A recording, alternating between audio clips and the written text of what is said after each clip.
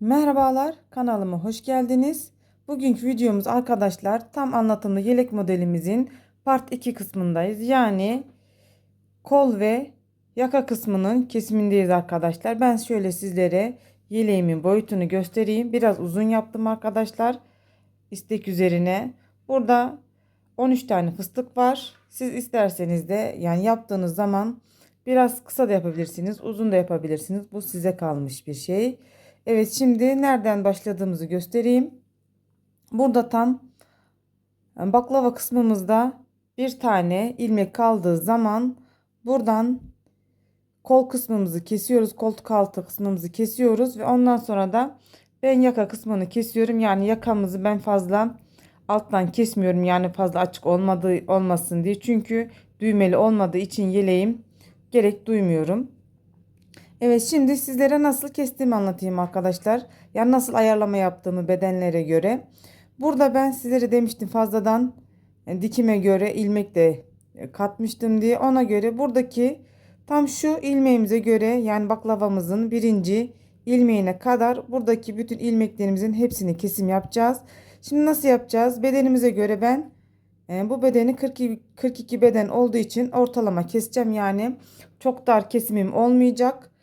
Siz 44-46 bedenlerde biraz daha geniş tutabilirsiniz. Şimdi ilk başta 38 olsaydı bütün ilmeklerimi çift 2-2-2-2 olarak kesecektim arkadaşlar. Ama burada 42 olduğu için bir kısmını 2, bir kısmını 1, en sonda da 1-1-1 olarak kesme yapacağız. Şimdi ilmeklerimizi artırma yapıyorum. Buradan 13 tane örneğimizin arka kısmında 13 tane ilmek artırma yapıyoruz. Arkadaşlar ben artırmamı farklı bir şekilde yapıyorum. Sizlere onu da göstereyim şöyle. Buradan bakın en son ilmeği düz alır gibi şu şekilde alıyorum. Şişimden ilmeğimi bırakmıyorum. Bu şekilde geçiriyorum. Şunu şimdi bir diye sayıyorum. Biraz sıkı tutalım. 1 2 3 4 5 6 7 8 9 10 11 12 13. Evet, 13 tane aldım. Çünkü neden? Buradaki lastik ilmeklerim arkadaşlar 13 tane ilmek olduğu için burada 13 tane ilmek yapıyorum. Neden bu şekilde aldım diye sorarsanız arkadaşlar bu şekilde aldığım zaman bakın ön kısımda bir sıra örülmüş şekilde oluyor. Yani daha rahat ilmeklerinizi örebilirsiniz. Size bu şekilde almanızı tavsiye ederim arkadaşlar. Şimdi ne yapıyoruz? Buradaki lastiğimizi uyguluyoruz. Kenarda bir kenar bir düz pardon bir düz ilmeğim 3 ters bir düz 3 ters bir düz olarak burayı örüyoruz.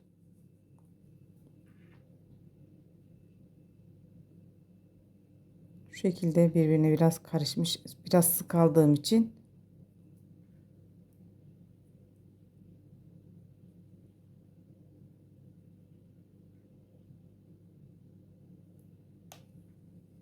Şimdi ilk başta kenar ilmeğimi ilk sırada bir defa örüyorum. Kenar ilmeğimi ördüm. Buradan bir düz 3 ters bir 2 3 tekrardan bir düz aldım. Tekrar 3 ters 1 2 3 tekrardan bir düz bir tekrardan 3 ters 1 2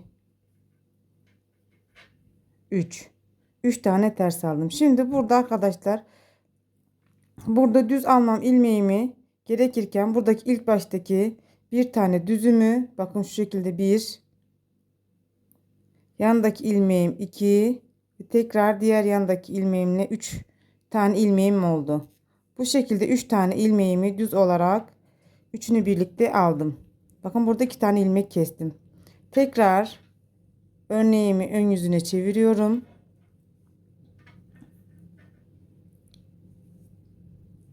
Bu ilmeğimi örmeden aldım. Buradaki ilmeklerimi örüyorum. Bakın şimdi kahve çekirdeği modelimi yapacağım burada.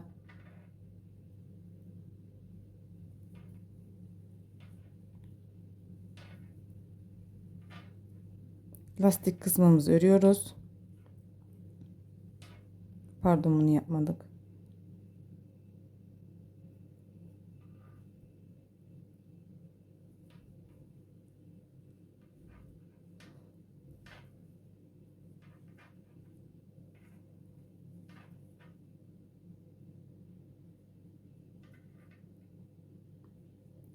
İlmeğim kaçtı arkadaşlar. Pardon.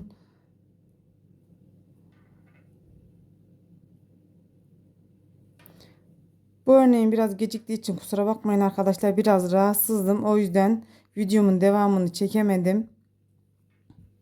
Biraz kendime gelince hemen dedim izleyicilerimi bekletmeyeyim daha fazla. Evet, şimdi ördük. Tekrardan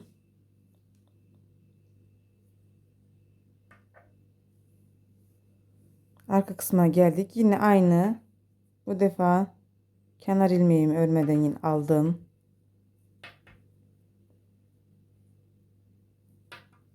Buradaki lastik kısmındaki ilmeklerimi örüyorum.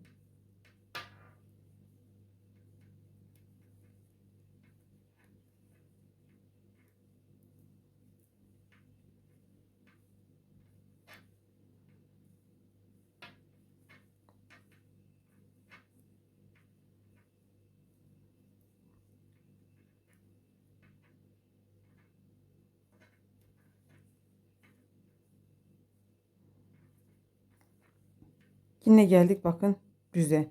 Buradan yine bir düz ilmeğimi aldım. Sabit olan. Bir, iki tane de arkasındaki ilmeklerimi aldım. Üçünü birlikte şöyle düz olarak aldım. Burada arkadaşlar bu ikinci düz alışım pardon, ikinci kesişimiz. Buradan 1 2 3 4 5 6 7 tane arkadaşlar, şu 7 ilmeğimize kadar 7 tane, 2 4 6 8 10 tane ilmeğimizi daha bu şekilde gelip gittikçe keselim arkadaşlar ve daha sonra da tekli kesmemizi göstereceğim. Yani videom uzun olmasın diye burada videomu kesiyorum ve burada 5 tane daha kestikten sonra 5 defa daha kestikten sonra sizlerle videomuza devam edeceğiz arkadaşlar. Evet arkadaşlar, 7 tane kesme işlemimizi yaptık. Çift olarak yani 3 tane ilmeğimizi aldık. Bakın 1, 2, 3, 4, 5, 6, 7. Bu şekilde. Alt kısmı biraz dar olacak arkadaşlar. Sonradan biraz gevşek kesim yapıyoruz. Yani tek tek alıyoruz. Sizlere nasıl ayarladığımı göstereyim ilmek sayımı. Burada bakın, bir tane baklava ilmeğimden sonra 3 tane ilmek ayırıyorum. 1, 2, 3. 3 tane ilmeğimi ayırdım. Bunlar tek tek olan, yani örüp gittikçe keseceklerim. Oval şeklini vermek için. Bu kalan ilmeklerimde şuradan 1 2 3, kalan 1 2 3 4 ve 5 tane ilmeğimi de tek tek olarak keseceğim arkadaşlar. Evet, şimdi bunları yapıyoruz tek tek olarak. Şu şekilde bundan öncekini çift almıştık, şimdi tek alıyoruz. Bu şekilde alıyorum ve her seferinde bu şekilde dönüyorum arkadaşlar. Bu şekilde yine 5 tane ilmeğimizi alalım arkadaşlar isterseniz. Çünkü buralar biraz kolay olduğu için videomuzun da uzun sürmesini istemiyorum. Sizleri de sıkmak istemiyorum. 5 tane ilmeğimizi bu şekilde alalım. Ve en son tek 3 tane ilmeğimiz kaldığında videomuza devam edelim isterseniz.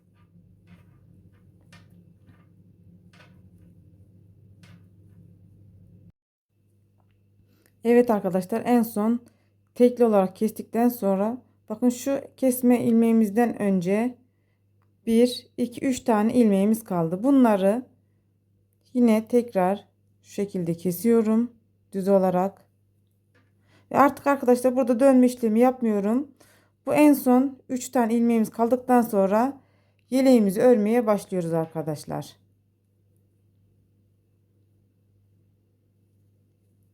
Evet, yeleğimizi örelim hızlı bir şekilde.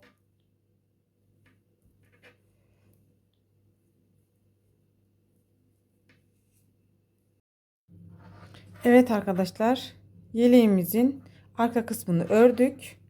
Şimdi burada ön yüzüne geçince arkadaşlar, koltuk kısmına giderken ben burada yakamda kesme işlemi yapıyorum. Yani hem yakaya başlamış oluyorum hem de koltuk kısmına devam ediyorum yani. Şimdi sizlere hızlı bir şekilde onu göstereyim.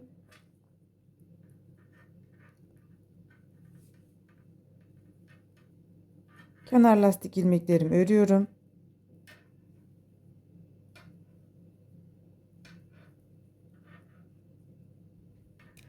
Pardon arkadaşlar. Elim kameraya çarptı.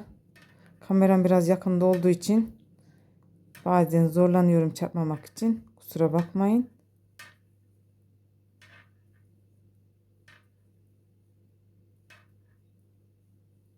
Evet, bakın burada hemen kahve çekirdeği çatlağımı yapınca 3 düzden sonra buradaki bir tane ters ilmeğim var. Bu ters ilmeğimle yandaki ters ilmeğimi ikisini birlikte bu şekilde ters olarak bir aldım. Bir tane kesme yaptık. Tekrardan iki tersim var. Bunları örüyorum. Bu şekilde arkadaşlar bir tane kesme yapıyorum. Sırasında sizlere söyleyeyim arkadaşlar. Şimdi bu sırada kestim. Burada yaka işlemimi, koltuk altı işlemimi arka yüzünde kesme yapıyorum. Buradan gelip gidip de tekrar burada döndüğüm zaman yani burayı şöyle sayalım. Bura birinci sıra şimdi. Yakamızın birinci sırası. Birinci sıramızda kesiyoruz. 2'de kesmiyoruz. 3'te kesiyoruz. Hep öyle. 1, 3, 5, 7, 9 bu şekilde arkadaşlar. Ta ki şu ilmeğe gelene kadar bütün ilmeklerimi İki sırada bir kesme yapıyorum arkadaşlar. Şimdi ben sizlere bütün yaka kesimini yapsam videom çok uzun sürecek. O yüzden arkadaşlar sizlere bu şekilde anlatıyorum. Zaten e, daha detaylı olarak sizlere göstereceğim ördükten sonra. Çünkü omuz kısmını da ben farklı kesiyorum. Sizlere onu da göstereceğim arkadaşlar. Hem kestiğim yakayı gösteririm sizlere hem de omuz kısmını nasıl kestiğimi sizlere göstermiş olurum. Şimdi hızlı bir şekilde örneğimi öreyim sizlere ve omuz kısmına geliyoruz. Pardon, omuz kısmı demişim arkadaşlar, şaşırdım. Vaktim de biraz dar olduğu için hızlı geçmek istiyorum. Koltuk altımızda 2 tane ilmeğimiz kaldı. Onları da bu şekilde yine bir bir keseceğiz. Gidip geldikçe.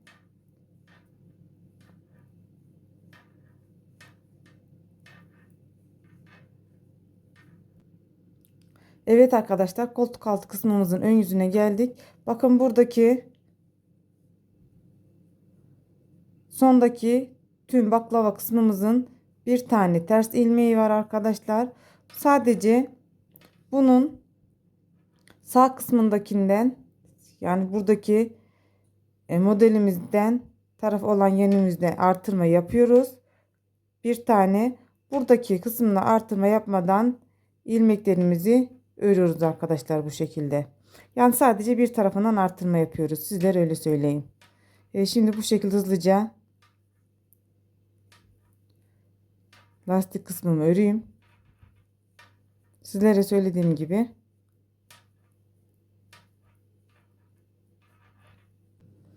Evet, koltuk altımızın ters yüzündeyiz. Yani arka yüzündeyiz arkadaşlar örneğimizin. Burada bir tane kesmiştik. Tekrar şimdi bir ilmek daha kesiyoruz. Bu iki. Ne kaldı? Burada bir ilmeğimiz kaldı. Bu bir ilmeğimizi de kestikten sonra artık bu yönde kesme işlemi yapmıyoruz arkadaşlar. Bu ikinci kesmemizdi. Tek olarak. Şimdi yeleğimizin diğer ilmeklerini hızlı bir şekilde örelim.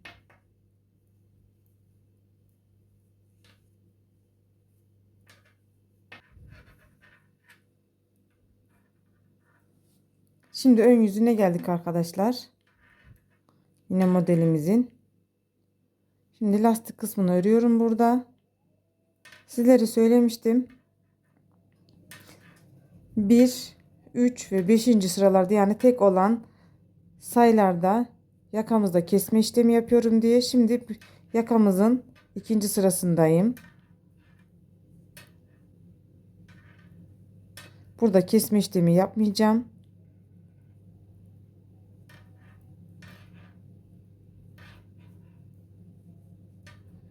Buradaki bakın ters ilmekten kesme işlemi yapmıştım. Şimdi 2. sıramda yapmıyorum. Yani bundan sonraki 3. sıramda bir tane ilmek keseceğim. Hep bu şekilde bir bir olarak kesme işlemi yapıyorum arkadaşlar. Hızlı bir şekilde yine modelimizi örelim. Ön kısmımızı. Evet arkadaşlar, koltuk altı kısmımızın bakın son kesme ilmeğine geldik. Burada bakın sabit olan ters bir tane ilmeğimiz vardı. Yani şu baklava modelimizin bu ilmekten önceki ilmeğimizi de örüyoruz. Evet, bu şekilde. Bundan sonra artık koltuk altı işlemimiz bitti arkadaşlar. Bundan sonraki işlemlerde yani örgümüzü düz olarak örüyoruz. Şimdi diğer ilmeklerimi öreyim sizlere. Ön kısmından tekrar yakada bir defa daha kesmem var. Onu da gösterince sizler biraz daha iyi anlamış olursunuz modelimi. Hızlı bir şekilde örelim yine.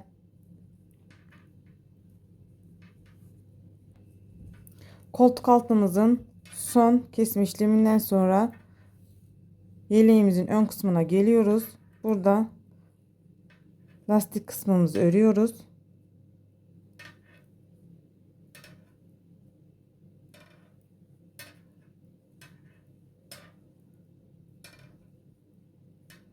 Yani burası arkadaşlar yakada da 3. sıramız. Sizlere demiştim. Hani 1 diye 2'de kesme işlemi yapmadık. Şimdi 3. de tekrardan bir tane ilmek kesme işlemi yapacağım. Bakın şu ilk 3 tane düzden sonraki tersle yanındaki ilmeğimi bu şekilde ikisini birlikte alıyorum. Evet, umarım anlatımımı beğenmişsinizdir ve anlamışsınızdır arkadaşlar. Herhangi bir sorunuz olursa da yöneltebilirsiniz bana. Sizleri olduğunca cevaplamaya çalışırım. Bu şekilde ne zamana kadar keseceğiz arkadaşlar? Bu şimdi 1, 3, 5, 7 diye gidiyor ya. Bu şimdi bir ve ikinci kesmemiz. Yani toplam 18 tane kesme işlemimiz olacak. Yani buradaki bir tane tekrar şu baklavamızın birinci ters ilmeğine gelene kadar buradaki bütün ilmeklerimiz gidene kadar kesme işlemi yapıyoruz. Yani toplamda bu motiften 5 tane motif gidiyor, yani 5 tane fıstık yapmış oluyoruz. Sizlere bu şekilde söyleyeyim. Evet, modelimden biraz daha öreyim. Sizlere ortaya gelince arkadaşlar koltuk kısmını da göstereceğim.